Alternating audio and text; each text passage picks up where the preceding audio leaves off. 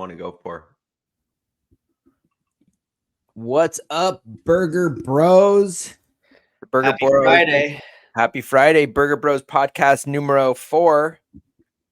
Oh, Dink. yeah. Salud. Salud. Figured I'd bring out the big guns for this one. Oh, geez. Taking shots. That's one way to Friday, start your baby. Friday. That's how you start a Friday. That's perfect. Yeah, sorry we've been a little bit lagging on the podcast. Missed a couple weeks, but we're here now, and we're gonna make up for it. Indeed. Yeah. Well, it's nice to be here with you guys. Yeah, I was thinking that actually there's a bunch to talk about, and Jeremy and I have been talking about needing to get a surf trip in. So it made me think about travel because I haven't gone on a trip since December. We went to Puerto Rico, and I know travel's been a huge part of your life, Josh, with Yeah. the map right behind your head right there with a bunch of pins on it, places that you've been. So I figured we should chat about travel a little bit because, first off, I think it's interesting that a lot of people haven't done a lot of travel, and you can have a full life and like never even leave your home country. And then there's obviously a lot of people who have traveled extensively, whether they've gone on, pilgrimage, backpacking trips, or just travel with family. But I figure we should just go around and talk about what travel's meant to each of us individually, because we've all had different types of travel in our life. And I know that the first travel that I ever really did was around surf trips. That was really like from an early part of my life where I got the most travel in was going on those types of trips. So Yeah, Hawaii. Hawaii. What about you? Yeah, I mean, obviously, when we were growing up, we didn't do much international travel or like getting on airplanes type travel. We were in the van traveling through, the Pacific Northwest, going out to, Palm Springs in the desert, doing road trips down to LA, between Santa Cruz and LA. One time we went up to Orcas Island over in Vancouver, but I'm trying to remember the first time I like really went on a big trip on an airplane outside of California was to Hawaii with one of my best friends. I think I was in seventh grade. We went on a trip to Kauai, and that was like the first like long leg trip that I went on. And I mean, that was like where I got the bug. I was like, holy moly, like first time in Hawaii, first time in the tropics, experiencing a long trip, like where you're on an airplane and for 5-6 hours, and then you're in this strange land, and it's just like everything is new. So yeah, and it kind of just cascaded from there. I mean, then Jesse, we went on surf trips to Mexico with our uncle, and then Josh started joining in on those trips, forcing Josh to get out on a surfboard. But yeah, and then obviously, I mean, I could go on and on and on about the different types of traveling I used to do for DJing and stuff. But yeah, like you said, dude, I haven't been on a surf trip since, what was that? That was when did we go to Nicaragua with? It was it was 2 years ago. 2 years ago. November. It was November. November. Yeah. So I haven't been on a surf trip since November. Since you knocked your lady up. No. Indy was like Indy was born in August, September, October, November. Yeah. So Indy was 3 months old when I went. Right. Now he's rounding. He's about to be 2, and 3 Crazy. months. Yeah. So, and then Dave was the one who pioneered going down to Nicaragua. And we used to do these trips. Like, we've always had trips that we would do that were like a recurring trip that I think was really special. Every single year going to Hawaii and spending 3 weeks on the North Shore. And then every single year going down to Mexico in the summer period, like the rainy season when it was really cheap, and we would go down there and the waves would be incredible. And it was always just like part of the rhythm of life for us going on these surf trips. And Josh, really, your trips that you used to always do were mostly snowboarding because you weren't really going on these major Hawaii trips and Mex trips on every single one. But then you got pretty much the bug to get out of town and took off. And You had how the long were you? continuous travels. Yeah, well, To a whole my nother first level. travel started when I was 10 years old, and I went to the traveling school, and I went to school in South Africa in 1994, the year after the apartheid ended, and that was my first real introduction to international travel. And it was funny because I remember like being at the airport as a little kid, and my mom's like, "Make sure you call me every single hour of every single day."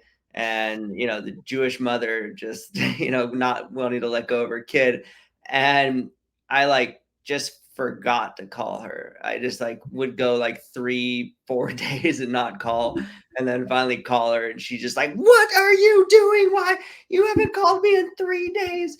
I'm like, "I don't know, I was just forgot." I was just in the mix of it all. I was busy, Mom. I was traveling. And I didn't have cell phones. yeah, it was. Yeah, back You in want that me to call from a collect call?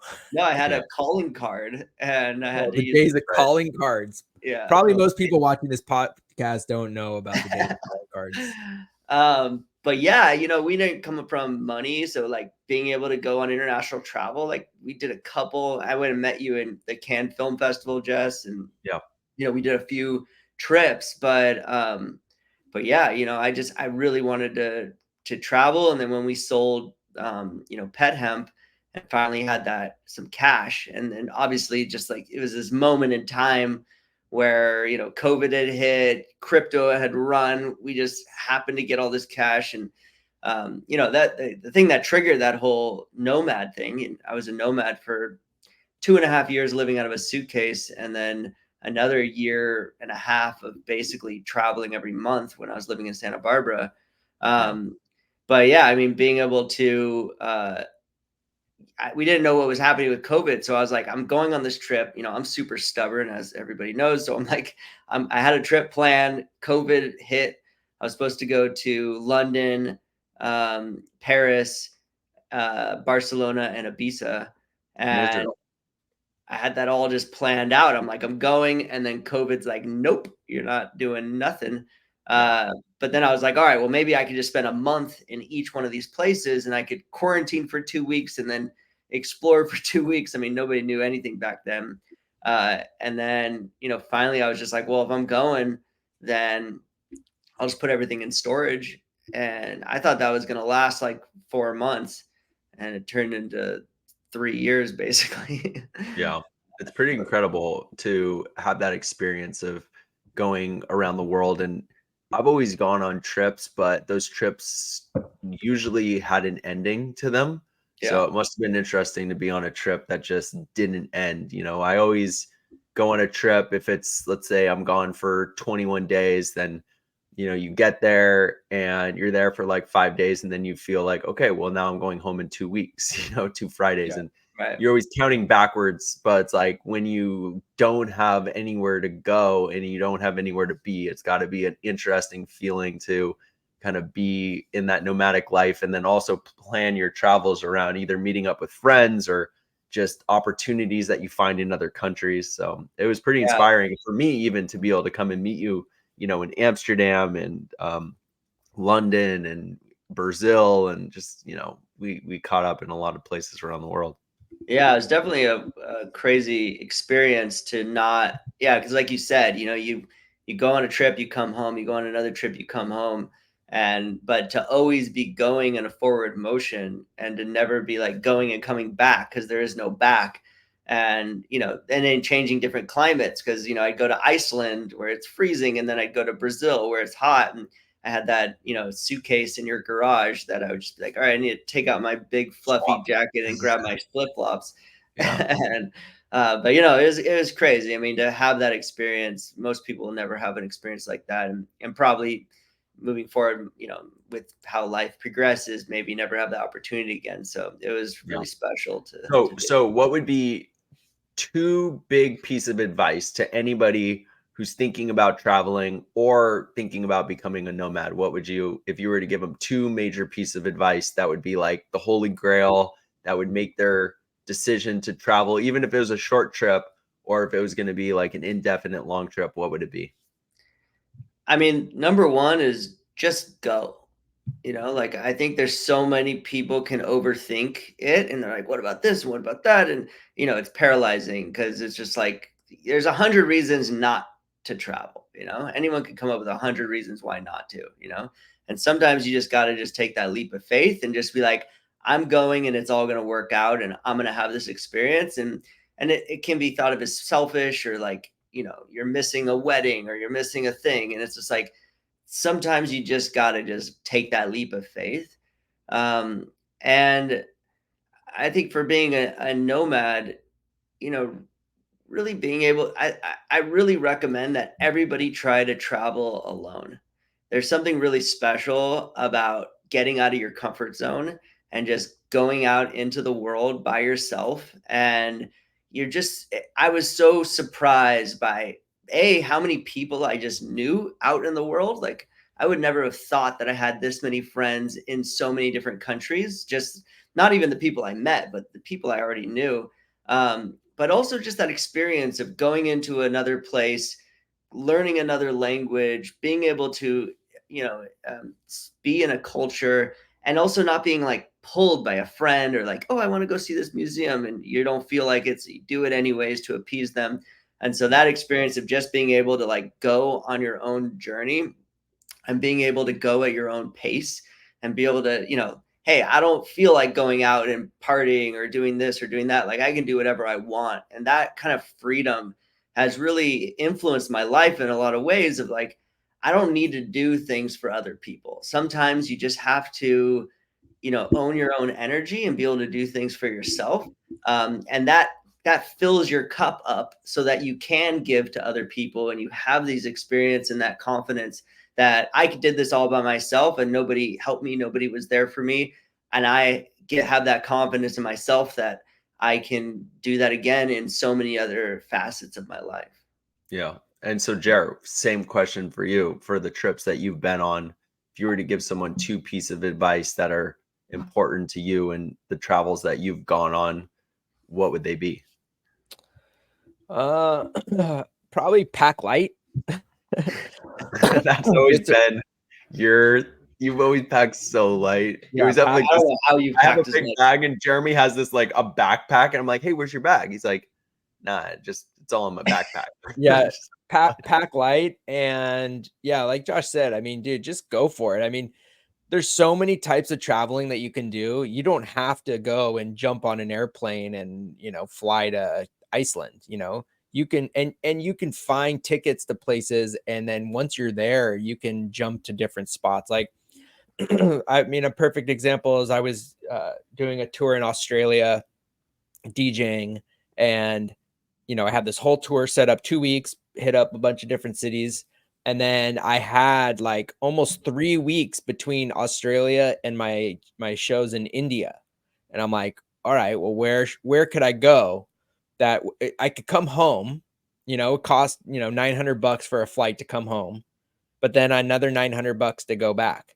So I was like, why don't I just take my $1,800 and go to Bali and go post up in Bali and have a trip. And like Josh said, traveling alone is a beautiful thing. It's scary, all fucking super scary just because you don't have anyone to like, if you need, especially in places where the language is different, it's hard to navigate, but that's what makes it like super cool. And you have to get out of your comfort zone. Like I remember when I was in Bali by myself, I just had to I wanted to go and like do something, but I had no one to do it with. So I was like, fuck, I'm just going to go to the bar and just see if I meet somebody. And then boom, you just meet like a crew. And then you end up like partying with them all night long. And now these are your homies for the next couple of days until they leave. And yeah, it's really, really, I think it's teaches you a lot about yourself. And also you grow so fast as like a person because you're doing things that you've obviously never done before. And then you're, jumping out of your comfort zone. And if you're an introvert, talking to a stranger is really difficult. But like when you're by yourself and you have no other option, that's kind of like life changing. And then you come back from it and you're like, holy shit, I literally just was gone for 3 weeks and I made all these new friends and I did it all on my own. I didn't have, somebody. But I do actually like, it's funny because I'm talking about going on this surf trip because I just need to get out. I need to go like into the tropics. I need to get warm water. I need to get barreled. And normally I would just jump on an airplane by myself, but like surfing is different. Like surfing for me, when I go on a surf trip, I want to share it with somebody. Yeah. I'm not going because I want to like get out of my comfort zone. I'm going because I just want to like absolutely shut off, relax, read a book, hang out in a hammock, drink a pina colada, or, a Tonya or whatever, and go surf. And it's nice to have a homie just to be like, yo, you want to go jump in the water for, an afternoon sesh? Or, but going by yourself, it's like, you're still going to do it, but it's always nice to share those experiences. But so there's a benefit to both. I think that finding, and my second advice is if you're going to travel with somebody, make sure, this is the biggest thing, is that like that person you can be around and you're not going to get annoyed with, and it's not going to be like the worst friggin' trip of your life. And I think that's why it's so fun to travel with like you guys. Cause like, we can be around each other for 24 hours a day and not want to like strangle each other. I mean, yeah, maybe we do, but like still, we can get through it. And I have other friends too that like traveling with is really fun. I've also gone on trips with people where I'm just like, oh my God, like I cannot stand this motherfucker. I'm never going to travel with them again. What? Yeah. Or we went on that one trip to Nicaragua with our good friends and we all got in a huge fight. And it was just I like, mean, like, well, when you had, that was me being blacked out drunk and picking a fight. I wouldn't say we all got in a fight. I'm pretty sure that was me just level 10 blacked out and just like friggin' throwing rocks at friggin' the homie who was sober, and I'm drinking friggin' tall boys and like, and then you got in a wrestling match. Yeah, it was all bad. Yeah. No, look, I think that, but still, that was actually really cool because we got into a huge fight about it, and we like yelled and screamed and friggin' brawled, but like, dude, we're never been closer after that, So it's like, but I think that's a really important thing. It's funny. Our mom, she went on a trip to Hawaii with some friends, and one of the friends that she went with, she had a bunk knee. And so you're going to Hawaii with a group of people. They want to hike, they want to swim, snorkel, boogie board, but this person, her knee was bunk. Like she couldn't hike, she couldn't swim, she needed help every friggin' step of the way. And it made it so that everybody on the trip had the worst time because they literally were like waiting for her. They had to like help her into the water. And it was just like, dude, what the fuck are we doing here? Why are you in Hawaii with a bunk knee? Like, go get your shit fucking fixed and come back when you're healed. And that's like really important. Like just one thing like that, they probably were like, oh, it's not gonna be a big deal. She'll hang out on the sand and let everybody else go do their fun. But I was just thinking about the trip we went to the North Shore with one of our buddies on a surf trip, and like we get there and he waxed his chest the day before he went to Hawaii. And so we get there, guy waxes his chest, which is a very agitating kind of thing, and then goes surfing with no rash guard, just with the wax like right on his chest, and his shit just got so inflamed, like it was one of the most aggressive rashes I've ever seen across his whole chest. And it just was like a trip ender on his first day. No, KO, dude, he didn't surf one time that whole 2 weeks. It's just like perfect example. Like, dude, who the fuck told him that a good idea to shave your chest the day before? Wax your chest. Wax. Yeah, not even shaving, waxed it. Like, who waxes their chest, first of all? But second of all, besides Josh, we know Josh waxes his chest. But like, come on, dude. You don't go surfing with a wax chest. That's just like a big on the wax. Like, it's just already the wax on your skin is on warm water wax on your skin is already just like really irritating, and you're guaranteed to get a rash no matter what, where your rib cage touches the board. And like, depending on how you push up off the board when you're surfing, it can happen like your nipples, your Oh like my the in God, your between. nips just getting It just raw. it can get really raw, so it's I like always get like, already. and if you're bored, because when you're surfing and you're standing on your board, it like can put like dents in the top deck of a surfboard. I Right. remember one time I went on a surf trip. I think we went to Mexico, and my Yeah. board had been the pressure dings were the so stinger. intense that the stringer was like raised, but everything else was down. And I had this wound, this open wound in the middle of my chest that was like full on like bleeding. It was like a gaper right here, and I couldn't do anything about it. I put a band-aid on there, and you go in the water, the thing friggin' flies right off, and you just pollute the ocean. That's So I'm like, dirty. all right, Yeah, I can't do that. when I was in Bali too, I went and surfed on those like rental boards. They're just trash. Oh, They like, have wax for like 6 years, the same wax, and just like sand engraved in it. I went without a shirt because it's like Bali, it's warm water. And dude, my nipples were just basically fucking bleeding. And luckily Bali, you don't need to wear a shirt ever. But yeah, it was well, that's kind of like, as I'm getting older, before, I'd go on a surf trip and I'd be like, oh, I want to get super tan. I'm not going to wear a shirt. Now I'm like, fuck, dude, I don't want to get cancer. I'm putting a shirt on. Getting old, bro. Getting old. Yeah, I mean, dude, you just don't fuck around. Sunscreen. I put sunscreen on, and then I wear like it's like a UV protecting t-shirt. Or not a t-shirt, but like a long sleeve t-shirt. It's fantastic. I wore it when we went to Nika, and it was like the best thing. Yeah. And it protects your skin. It makes sure you don't get rashes. It's just like great, Yeah. So Yeah. What about you, Jess? What would you say the lessons that you've learned, the two top? Yeah, well, I've obviously done an unbelievable amount of traveling.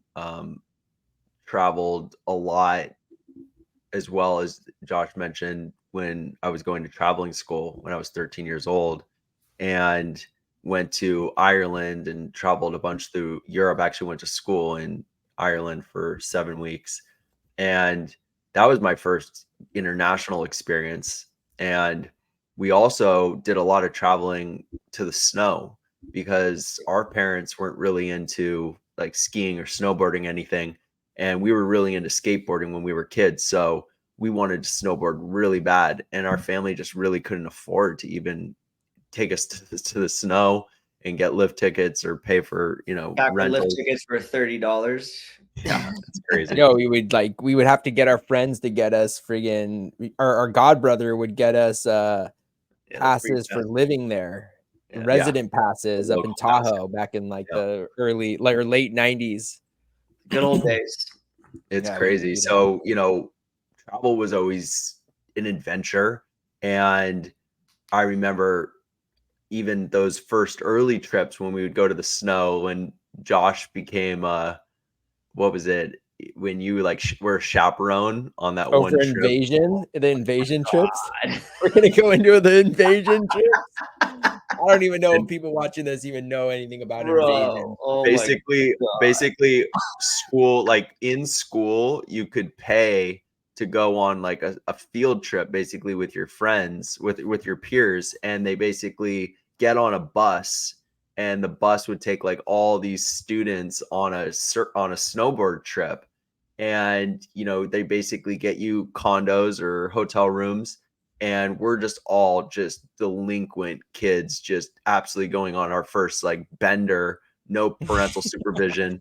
And Josh somehow became a chaperone on this trip, and clearly didn't do a background check on that one. And we didn't pay. We didn't have the money to go on that trip. So what happened was, when you get on the bus, they like check your name off like roll call, and we just snuck onto the bus. And I was the one doing the roll call, so obviously I just added a couple names. Yep, you're good. You're good. Or we just drove up behind the bus and that just was the other time. That was the other time. The other time when it was like wasn't going to happen, when we were able to get on the bus, so we just followed the bus. We like drove in my car and we just followed the bus up there and went and had a trip. We had a couple buddies that had paid and they had a room, and then we just ended up being like, "Hey, we're gonna sleep on the floor, buddy." We hid and when they went and counted everyone's head, they did hid in the bathroom, in the bathtub, like the three of us in the bathtub. Man, So good. that's what you got to So do when you're poor. yeah. So the good old days are, I would definitely say, just go, man. Like whatever you got to do to go. And actually, the harder it is to get there. When it comes to travel, usually you don't want to, in life, I would say you want to be careful about pushing boulders uphill. We always say that. Like if you feel like something's like really, really hard, then you probably shouldn't be doing it. And like I just, look for a path of least resistance. Sometimes you can't tell that there's a lot of resistance until you get some, moment for reflection. But when it comes to travel, like being creative and just going for it is always a good idea because your instinct is to just not do it. And I can't think of how many times where we were going to go on anything. I mean, even like we used to get into the Golden Globes, like your instinct to go to the Golden Globes without a ticket is, well, you're never going to get in. So your instinct is to not go. But then all those years, I mean, what, 7, 8 years, we went to the Golden Globes with no ticket and we got in every single time, just finding creative ways to do it. So same thing with travel. It's just go, just figure out a way to do it. If you can't afford it, there's all kinds of creative strategies to make it happen. And travel for me was always around just being creative and going on the trip, just figuring out how to go on the trip. And I would say just like a caveat to that was I remember, again, we didn't come from money at all. So, we were always scrutinized on the trips that we would go on. And I just remember thinking especially when I was like 18, 19 years old, and I would go on trips and I'm, don't have a lot of money to do it. And I would just go with my last like buy a ticket for $500 and just go to Hawaii. My friend was going to school at University of Hawaii and I just like bought a $400 plane ticket and flew out there and just lived on his couch with, I had no money, but just like to go. And I remember mom saying to me, how can you go out there when you have no money? And it's like, well, I'm only going to be 18 years old 1 year, and my buddy's only going to be in college in the dorms 1 year. So it's like, I either go right now and have this opportunity and this experience, or I'm going to miss it. And I always felt like I'd rather have no money and the experience than like save the money and miss the experience. So I'd always say like, just go for the experience, like, figure out a way to do it. Whether it's like borrowing money or just like being creative and how you get there and going the cheapest way possible, like just go. Yeah. So I mean, that's kind of like, it kind of just brought up a memory from when I was 18, 19 and, I was living in Santa Barbara and I was living in Isla Vista and all that crazy shit went down at IV, which is another story. But I ended up having this opportunity where I was leaving Isla Vista and I had to like think about what my next move was. And I'm like, fuck it, dude. I'm moving to Hawaii. I'm just going. Everyone's like, what? You're moving to Hawaii? I'm like, I'm moving to Hawaii. There's just, my best friend lived out there. He was going to school. He had a sick apartment with a buddy. And I'm just going to move there. And he said I could sleep on his couch for a month while I figure it out. And I remember I had a bond that my grandpa had taken out when I was born. And if I had cashed it in, I was going to get like $2,000. And I think I bought the ticket to fly out there with like my last, I think I had like maybe $1,000. And so I moved out and from working, in Santa Barbara. So I just said, no, fuck it. I'm just going to move out there and give myself and just see what happens. And I move out there and I'm living on, the homie's couch. And I go every day. I go down to Waikiki because their apartment was like right in Waikiki, across the street from one of like the most epic surf breaks on the South Shore of Oahu. And so I'd wake up in the morning, go surf, come back, get my resumes, go down, sweating my ass off because the summertime in Hawaii is like the hottest fucking place ever. And I went to every single restaurant, applied for a job, and I could not get a fucking job for the life of me. I remember it was actually crazy. I remember like after 2 weeks of not being able to find a job, kind of tripping out. I was running out of cash. And I had that bond and I wasn't able to cash the bond out because in Hawaii, you had to have a Hawaiian driver's license in order to open up a Hawaiian bank account.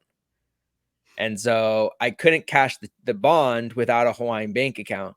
And so I remember calling mom and like I was crying. I was like hysterical, freaking out. Like, I got to get the fuck out of here. You're also on an island, which if you've never moved to an island, there's a thing called island fever, which is a legit thing where it's like you're stuck on a fucking island. And the only way to leave is to pay $500 for a plane ticket to leave. Or you could pay maybe like $150 and go to a different island, but then you got the same problem.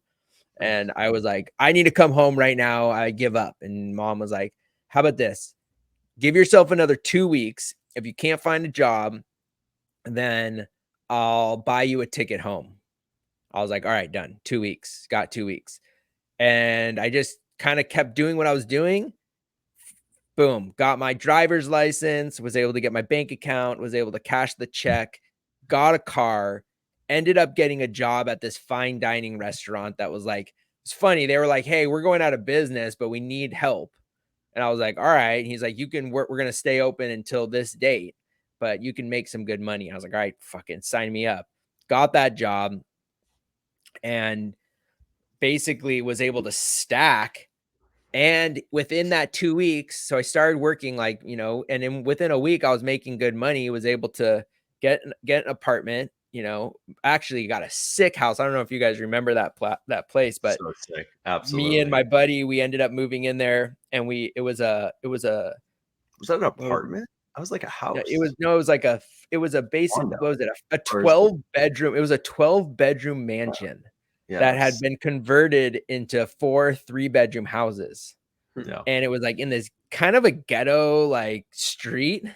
And at the end of the street, there was a school, but the house was baller, like marble. Yeah, it was like a big mansion. Yeah. Yeah, it was like marble fucking floors with like granite countertops, mirrors everywhere. It was definitely some kind of fucking, coke dealer, like some drug lord friggin' mansion.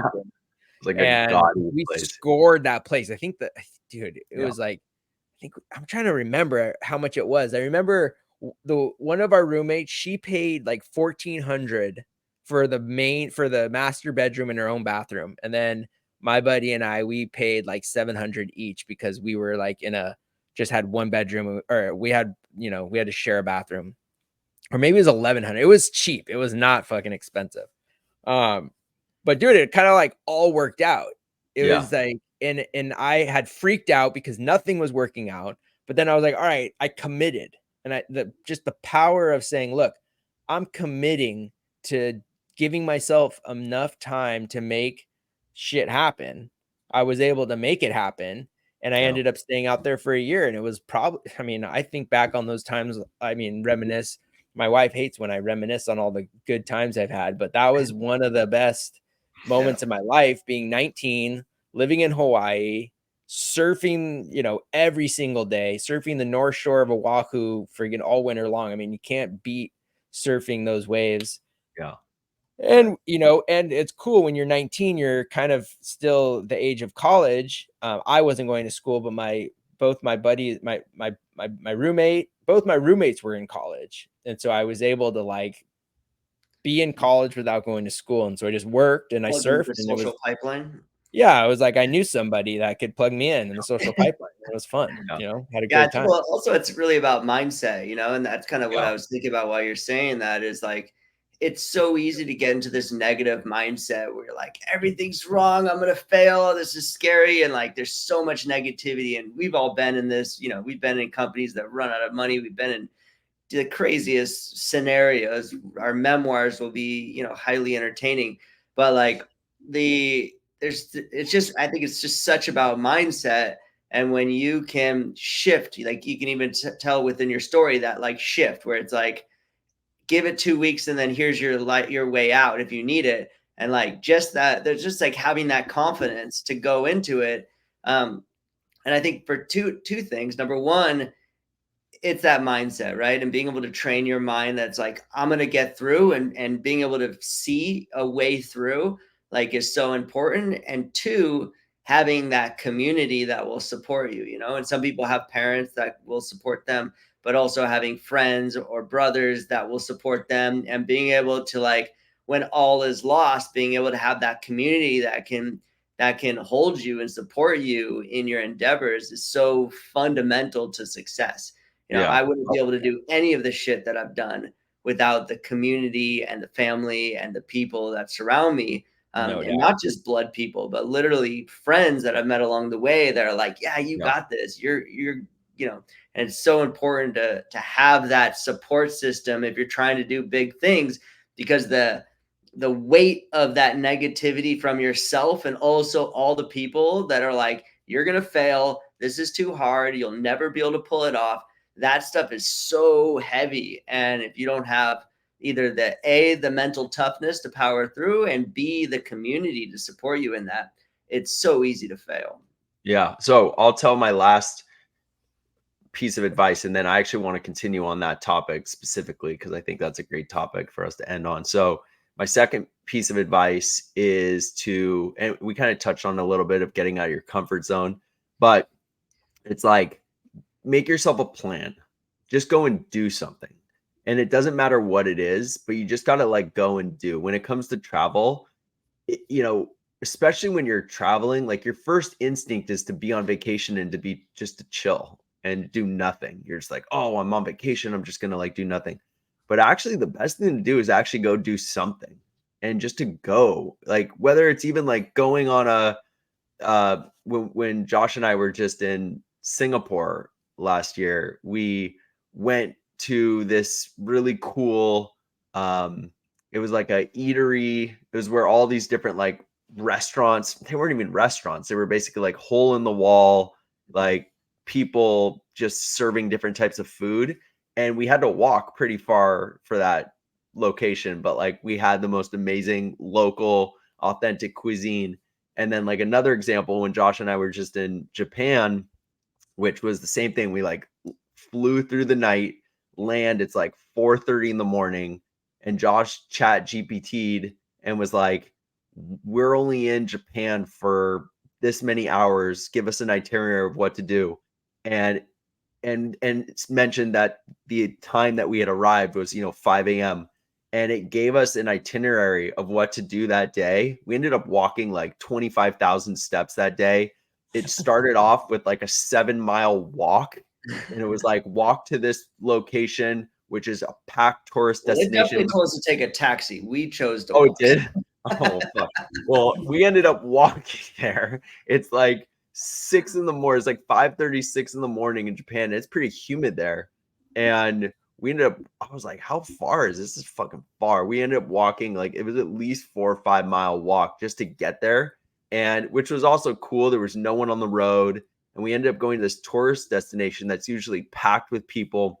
And we were like the only ones there. And we got that whole tourist destination. It's 24-hour tourist destination, but we got there so early that we got that experience. And even though I was like, oh my God, what are we doing? I can't believe how far we're walking. We just landed. We've been flying for 11 hours. Like, I can't believe we're like going on this like pilgrimage.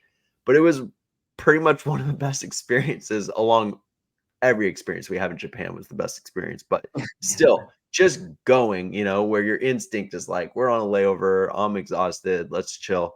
And those are the moments when you end up uncovering the most incredible thing. Actually, same thing, Jer, when we were in Nicaragua and we ended up going on that first Nicaragua trip and got that house totally in the wrong location. And we had to basically go on a mission every day to the surf break. But then we decided to do the walk.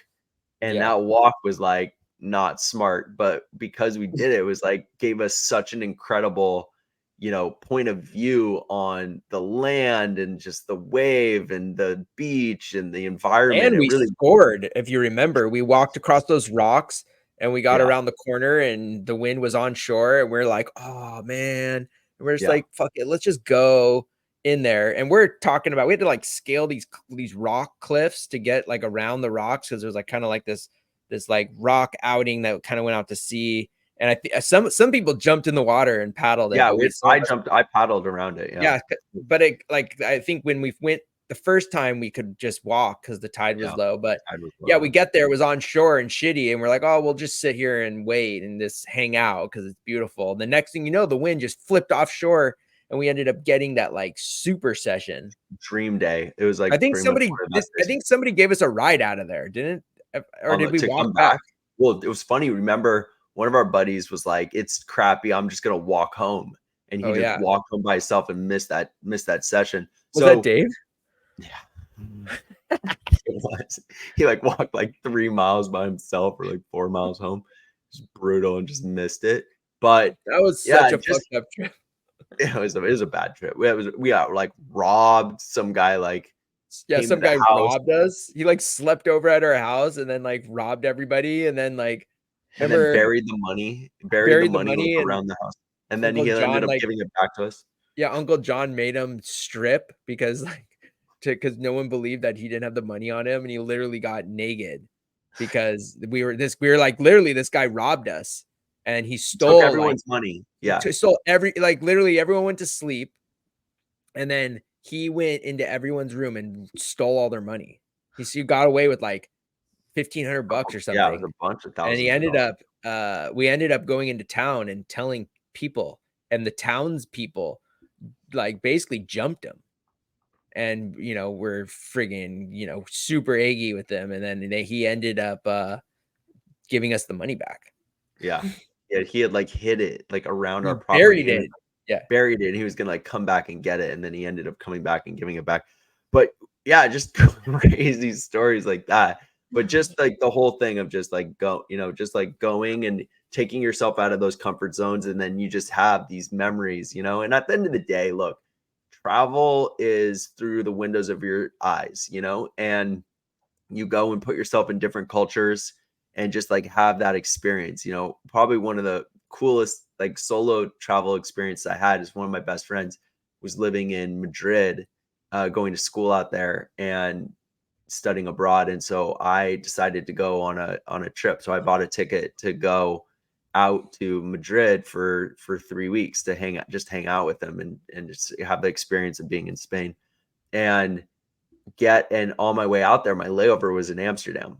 And so I was like, oh, I have to go into Amsterdam. I was 18 years old. I was like, I have to just like go in. I only had a 7-hour layover. So I just like went in, took a train in, just like absolutely checked everything out, had the most insane time for just that 6 hours, came back through, and then flew to Spain. And on my way back, my layover was in Amsterdam again. So I was like, all right, well, I'm just going to extend that layover to a few days so I can just have a solo experience. Just going to go get a hostel and just go for it. And I basically went, and it was an incredible experience just being by myself. It was in the winter, it was in December, and it was snowing out there. I'm just like solo missioning through Amsterdam. But those experiences, again, just being out of your comfort zone, just going for it. I end up meeting a bunch of people, really cool people, having really insane experience.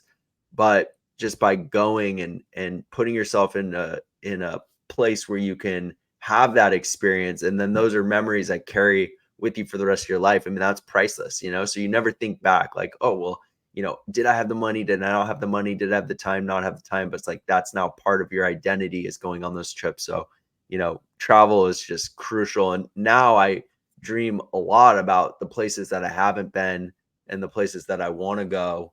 And, can't wait for some of these trips. 40th birthday, we're going to Indo. We're getting a boat trip. That's happening. I'll be down for 2 in case I want seconds. So You're the not second gonna need to. so the second you thing got I want 10 to talk about is what you were just riffing on, Josh, which is that in life there's these moments where things go wrong or off course, or what you thought was going to be your life, or you thought was going to be the direction, changes, and it's not what you thought, or you get derailed, or something awful happens and just completely changes your perspective.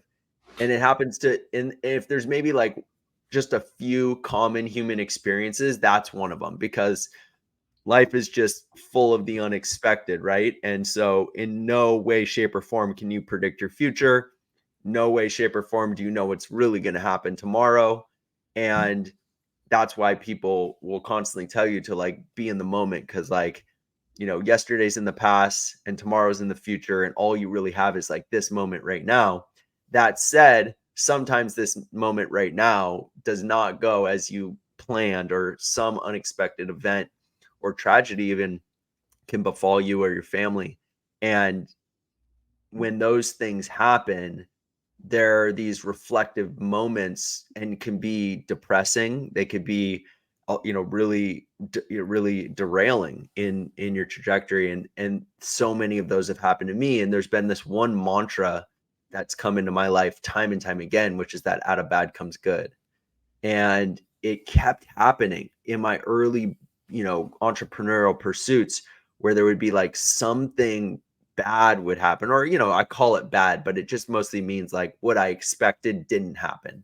And, or something that we were working towards like fell apart. And your first instinct is just despair, depression, you know, wanting to give up.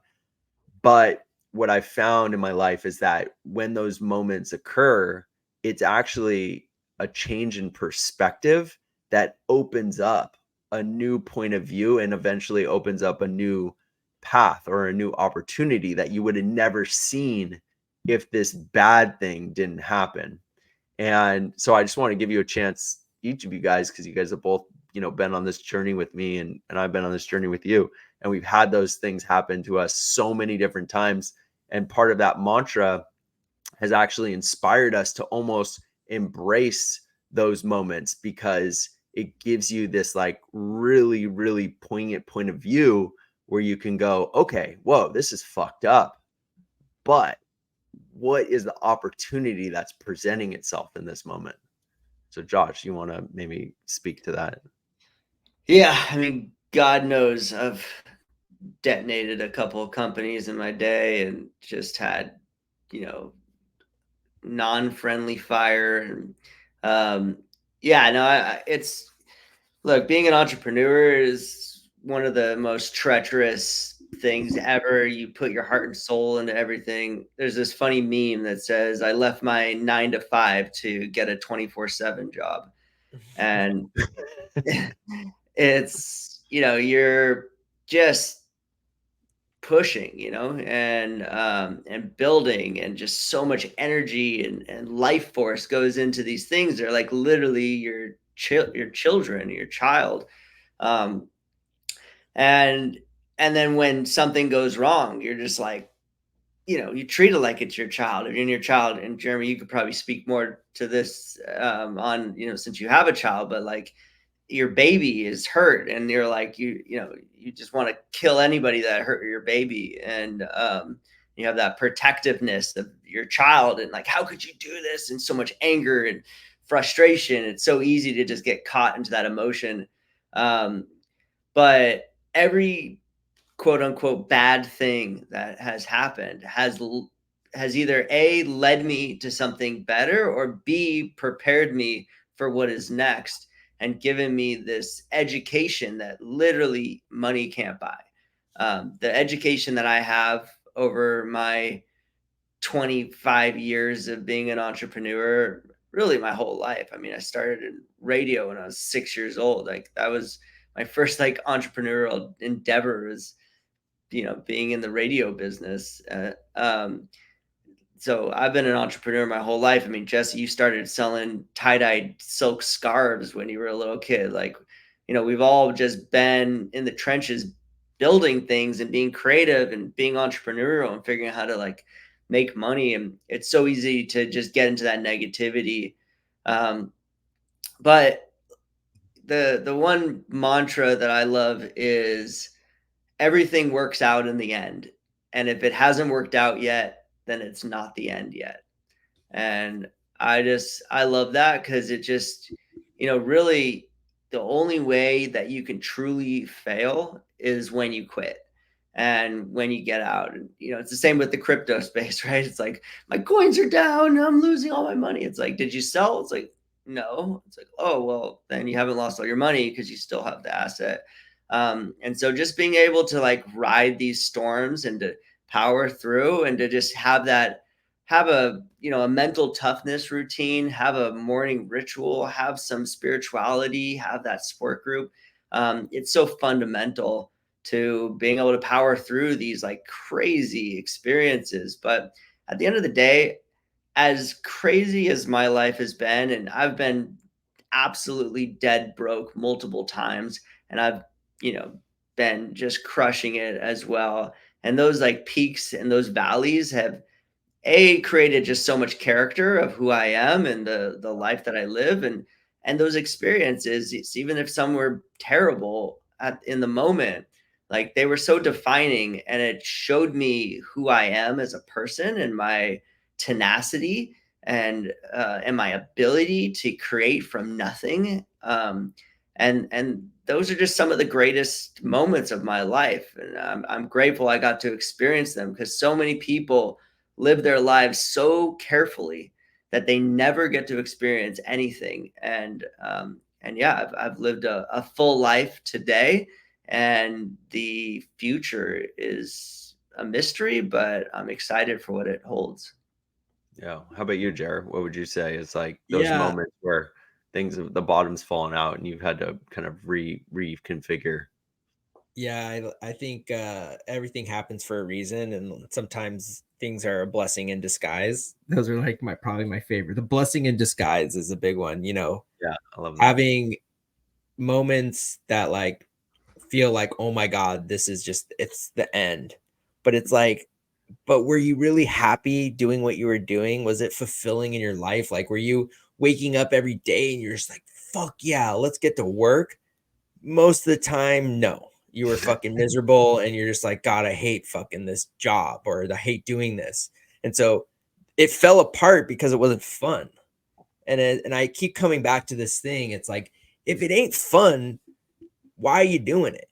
And that was like, I always like to go back into when I first started getting into music, and I was in my partnership with Gosh Father, and like, we had it all. We were touring all over the world. We just had gone back from a North America tour. We had Lollapalooza fucking booked, Coachella potential like on the books. We had EDC, like all the big festivals right there.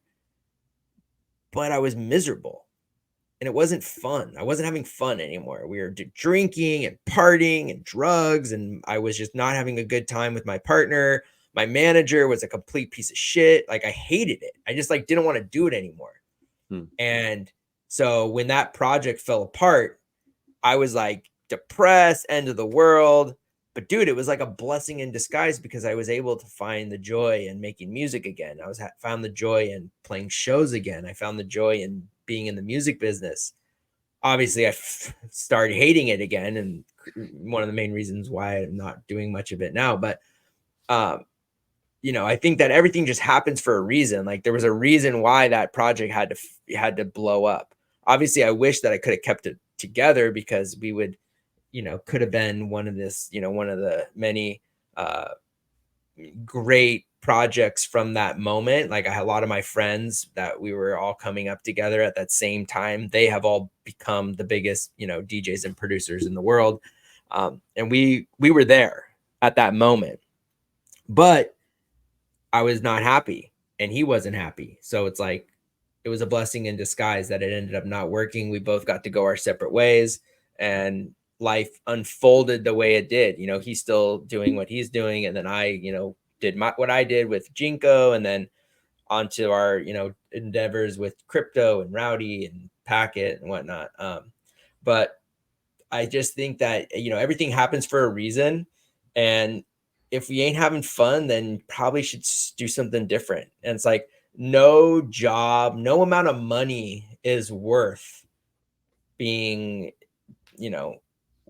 being depressed or being upset or not having fun, and that's the thing about a 9-to-5. Like, most people do it because they need the money, support their family, and they hate it and they're depressed. And it shows up in their relationships with their kids or their wives or their parents or their brothers and sisters. You see this all over the world where people work jobs they hate and it shows up in their life. And usually something fails because of it. And it's like, well, if you had just taken the risk and did something that you did like, even if it was scary, at least you tried to do it and it made you happy. Yeah. And I think that's like a really important thing to take to the heart, is that like, if you're not happy, your life's gonna suck. And it's like, it's impossible to have it's impossible that if you're not happy with your job, let's just say you're not happy with your job, you're not going to be happy in all the other aspects of your life. So it's like, you need to have a job to make money and, support yourself or support your family. So find something that makes you happy. And usually if shit falls apart and the house catches on fire, there's a reason behind it. It is the universe giving you a fucking wake the fuck up and go do something that makes you happy. I love that. I think that's a big one, which is, it is the universe giving you a wake the fuck up. And so your initial resistance of, hey, this is all bad, that's the moment where you get to say, okay, it's all bad, but this is the universe telling me something. Like, what is it telling me? I also fucking hate what I'm doing. Like, this sucks or whatever. And those are the moments, that reflective moment. And it happened to me recently, and I had to check in with myself about the resistance that I was having. And I was like, no, I can't change this. I can't change that. It has to be the same. We have to keep going. And then I just went, hold on, let me step on the other side of the track. What if I just let go of that rope?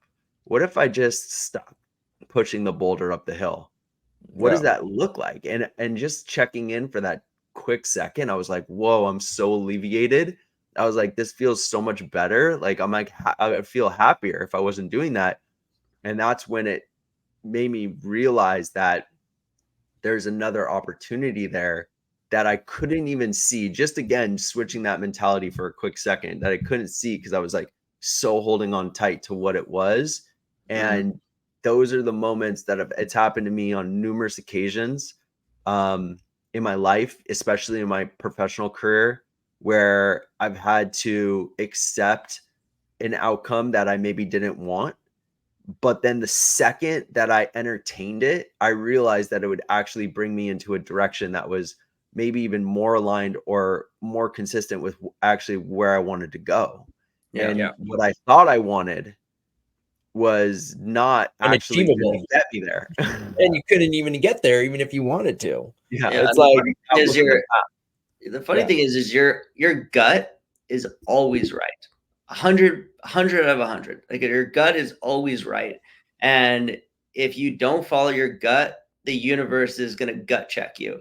And like, that's just how it works. 100%. I remember when I had started Social House, and my gut was like, this is never going to work. Your partners are pieces of shit. Like, the guy who founded it is a joke. Like, and my gut told me, like, run the other direction. I told you.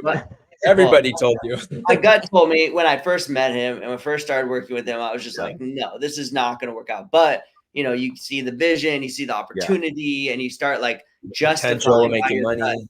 And then you guys raised all that money. Yeah. And then then we built this company, raised $10 million.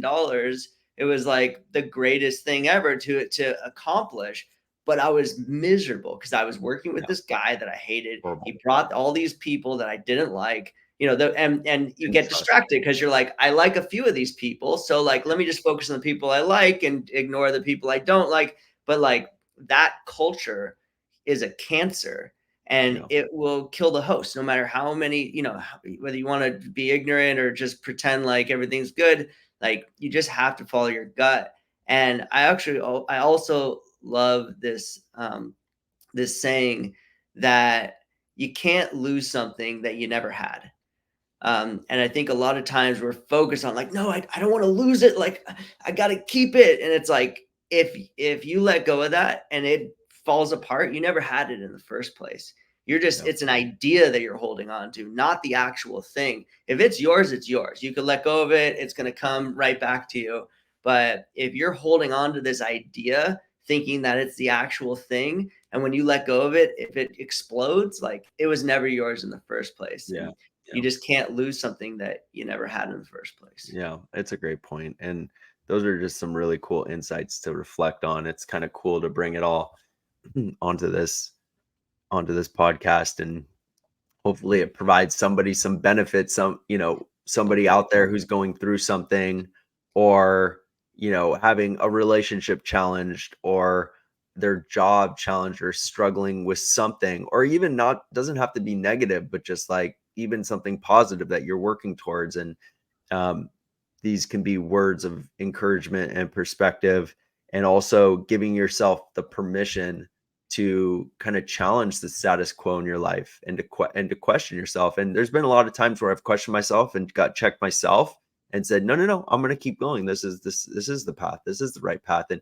even had people in my life say, when are you going to give up on that? It's not going to work. And I'm like, no, we're going to make it happen. Or And are then we you make it happy happen. doing it? Or are you happy doing it? And even if it's like succeeding, then you have to question whether that's something that you continue with, because if you're miserable, like, life's so short, and we should be happy with what we're doing in our life, in our day to day, because the only thing that's guaranteed is this moment right now. And so if you're working so hard for a future, then if that future doesn't materialize in the short amount of time, then you're almost wasting your present. There's a other great saying that actually Tim Ferriss has. It's more of like like an analogy where he goes, so what are you working for? And the person says, well, I'm working, to save up enough money to retire. And he goes, so what does retirement look like? And it's like, oh, well, I'm going to just like sit on the beach and drink pina coladas all day. He goes, why do you need to save up for that? You can sit on the beach and drink pina coladas right now. That's actually free. Yeah, the And beach it's is like, free. Pina the coladas beach are is free. $12 Pina each. coladas, are $2 each if you're in Bali, or $1 each. So it's like you kind of trick yourself to thinking that you have to work your entire life to get to this like future, that like, why don't you just live that future right now? And he's given me a lot of incredible perspective. Mhm. His point of view is incredibly powerful, because it challenges these status quo programming that we have through societal status quo, especially around work. And if you read his book 4 Hour Work Week, where he just completely turns everything upside down, in giving people perspective on how you can restructure your life and recapture your time, and even achieve your goals, even the most grandiose of goals, without you working yourself to the bone or doing something that you're miserable doing. So I would encourage everyone to read that book. Yeah. And That's hopefully one of my you can favorites. take some of these kind of antidotes to heart. And there's Yeah. nothing wrong with failure. Like failure is one of the greatest lessons that you can ever have. And Yeah. I encourage everyone to fail and fail fast, so that you can restart. And you're not restarting from nothing; you're restarting from experience. True. And that's the greatest lesson I ever got was for me. And this is someone who's restarted my life multiple times from absolutely zero. That getting back to where you are today is so easy because you have the muscle memory. You already did it. You don't have to learn any new skills. You don't have to learn anything new to get back to exactly where you are today. So if you lose everything today, getting back to where you are today is not that hard. It's scary. It's a pain in the ass because you just work so hard to get there. It sucks. Don't get me wrong. But like you can get back there within 6 months from zero, and so that's the value of failure is like, but if you never try, then you're never going to excel. You're never going to succeed because you didn't even show up to work. You didn't even try. You didn't even give it an effort. And so like, it's just failure is so fundamental to growth. Yeah. You could even think about just like working out, like you have to hurt yourself. You got to tear your muscles to build them. Like that's just how the world works. And so if you're not in any discomfort, if you're not stepping outside of your comfort zone, like you're never going to be more than where you are today. and the world is full of unlimited possibilities for the people who actually get up and try. Yeah, those are valuable words. Well, this has been a good session, good Yeah. chat with you guys. Good to see you Yeah. guys. Always. We'll we try pulled it off. to. We'll hopefully get to it and do it again. Do it again next week. Same time, same place. All right. go. Yeah. Same All right, cocktail. all right. You. Yeah. Later, boys. Cheers, guys.